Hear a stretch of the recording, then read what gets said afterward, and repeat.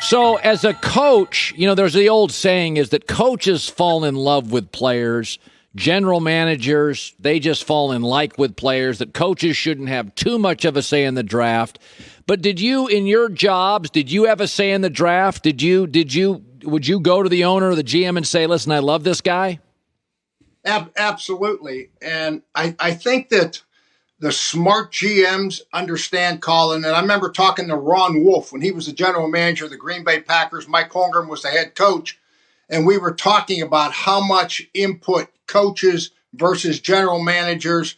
And obviously somebody's got to make the final decision. But his point, and it was a good one, he says, you know what, you can go in there, and if you're a general manager, you can draft an offensive lineman, as an example. But if your offensive line coach does not like this kid, he's not going to spend the time needed to develop him and to make him the best player that he can be. So all of a sudden, you lose as a GM and he loses as a coach. So I think it's critical that they don't have to love him, but they have to see some positive qualities in him for sure. Otherwise, I wouldn't take him. Yeah. So with a quarterback, I'm not sure if you ever drafted a quarterback or were in a room to draft a quarterback.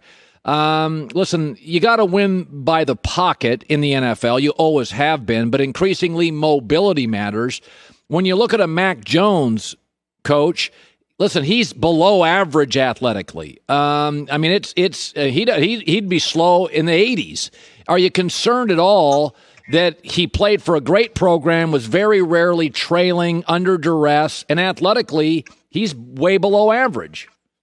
He's probably athletically and reputation. We had a quarterback at Miami that we won a national championship with. His name was Steve Walsh. Yeah. In fact, Steve Walsh, the last time the Bears won a road playoff game was when I was there, and Steve was my quarterback at the Bears. So I see Mac Jones a lot like Steve Walsh. But let me give you story time, Colin, okay? Okay. When we were at the Dallas Cowboys, our first year going through the first draft, we had a scout, and he had been there a long time. His name was Walt Jaworski. Remember that name? His son now is a personnel guy, I believe, somewhere in the league. And Walt Jaworski, he was still, I believe to this day, the only coach in the NFL that coached, if you can believe this, he was an offensive coordinator, and then a few years later, he was a defensive coordinator. No one else has done. Now he was a scout for us with the Cowboys. And I can remember Jimmy liked this wide receiver. I won't say his name. And he kept coming back to him, and he kept saying, but the guy runs 4.3. But the guy runs 4.3. I know what you're saying about his catches and his coming out of breaks and on and on. But he runs 4.3. He runs. And Walt Jaworski, who was one of the most respected guys, we loved him. Jimmy loved him. He stood up and he says, Coach, let me tell you something. This is your first draft. You're in charge. If you like them, draft them. No more discussion. And he got up and slammed the door and walked out. And we drafted him. So I think the point that I'm making about Mac Jones is that if San Francisco, and use him as an example, if John Lynch and Kyle Shanahan, if they really see some things in this kid and they really like him as a player and a person and everything, draft the guy. I mean, I don't know. That's kind of the school that I come from, and I always remember that. By the way, was that receiver any good that Jimmy drafted? Oh yeah, he was a good player for us. Not a Hall. It wasn't Michael Irving, but he was a good player for us. Not a great player, but a good player. All right, fair enough. Atlanta has a quarterback that I think is pretty good, Matt Ryan. They have the number 4 pick. And, my takeaway is I have no idea how good like Trey Lance or Mac Jones could be if they're available. But what I do know is how much I could get for that number 4 pick. And you know how the draft is. You're going to miss on some guys even if you're good. I just look mathematically. If I could get 2 or 3 first-round picks for a 4 pick, I have no certainty Trey Lance is going to be a star. If you ran Atlanta, would you move out of the 4 spot if you had Matt Ryan still? Yeah, I think really if Jones goes to San Francisco, the debate's going to be Justin Fields and Trey Lance. And both, and even put Mac in there, put him in there. Those 3 guys, there's question marks and there's uncertainty. I don't know if you want to take that chance with the fourth pick. I personally would trade it. I mean, they can get another year or two out of, Arthur Smith, the new head coach at Atlanta. He's an offensive guy. He should be able to come up. He's going to run the ball, find ways to extend Matt Ryan's career probably another year or two.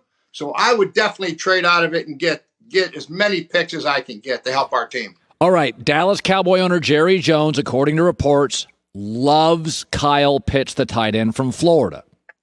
Now, I don't know how it worked with Jimmy, but is it your understanding if Jerry loves a guy, are they going to draft him?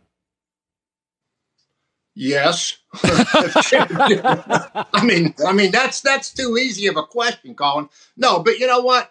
The tight end position, I'm going to give you both sides of it. Number one, a tight end like Pitts that can move and catch the ball like a receiver, but yet he's adequate enough in their blocking. I mean, that puts a lot of stress on a defense. Is he lined up inside? Is he lined up outside? A little bit like Belichick did back in the day with Gronk and company.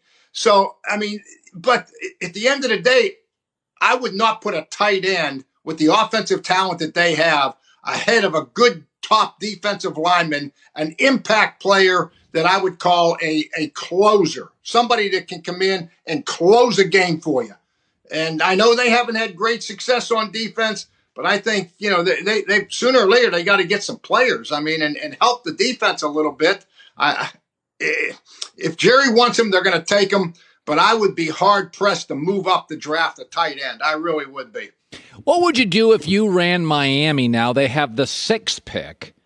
There's going to be an offensive lineman there. There's going to be Kyle Pitts there. There's going to be a great receiver there. Where would you go if you were Miami? Yeah, I would get a receiver. I love that they've kind of made a commitment. Now they've backed off all the quarterback trade talk, and it sounds like they've made the commitment. They got rid of Fitzmagic, and it's to his job. And I love that because, it was Troy Aikman's. I was there personally. I mean, it was Troy Aikman's 3rd year when Troy kind of came into his own. It was Terry Bradshaw's 5th year at the Steelers when he came into his own.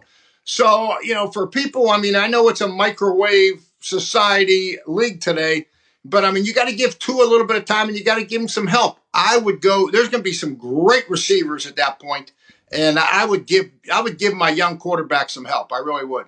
When you were in a Cowboy draft room or a Bear draft room or a Miami Dolphin draft room, and you've always had a good eye for talent. Both you and Jimmy are known as guys who got. I mean, you did Aaron Donald at Pittsburgh. You got him to the pit, and Shady McCoy and Darrelle Revis. You've always had a great eye for talent.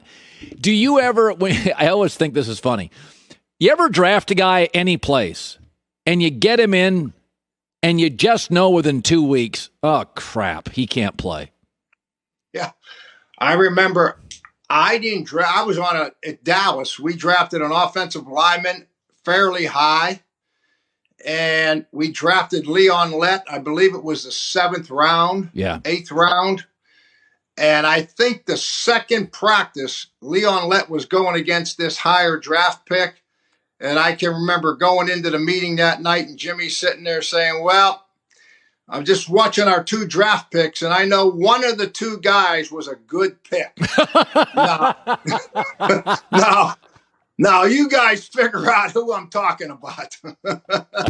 That is funny. So Sam Darnold went to Carolina. You always told me this, is you can lose a game, you can't lose the locker room. Right. And I really feel like Adam Gase this year just kind of lost the room.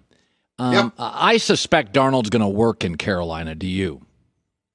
I have my doubts. I've always questioned, and this is what. Now, keep in mind, I'm going to circle back, and your listeners, your viewers aren't going to want to hear this because I was one of the few guys during the year that was a Mitch Trubisky fan.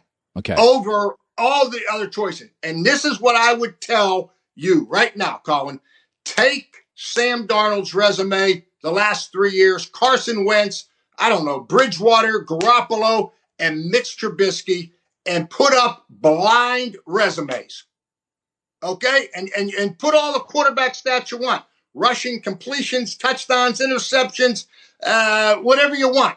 And put no names on them. And just put up these 4 or 5 quarterbacks and you compare the numbers and you pick the top two guys. And everyone's going to be shocked because as the Bears were going through this quarterback dilemma and still are, I was doing that with all these quarterbacks, and I was going on all the shows in Chicago, and I was saying, well, I hear you. Do you need a change? Sure, you need a change. Mitch needs a change, and the Bears need a change. Their fans need a change. But I'm telling you, you're not making a change because, quote, a few of these guys have performed better.